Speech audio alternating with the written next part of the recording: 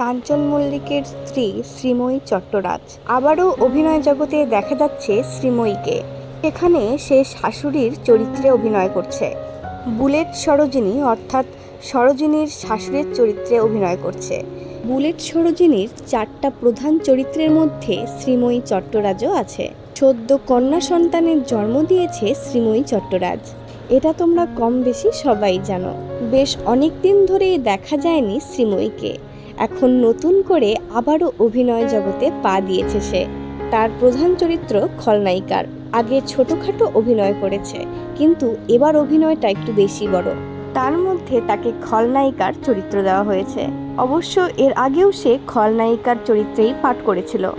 Sreemoyee Chattaraj last সান বাংলায় অভিনয় করেছিল, এরপরে কোথাওই দেখা যায়নি তাকে।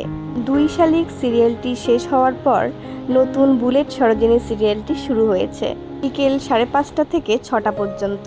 অভিনেত্রী হিসেবে শ্রীময়ী চট্টরাজকে আপনাদের কেমন লাগে অবশ্যই কমেন্টে জানাবেন।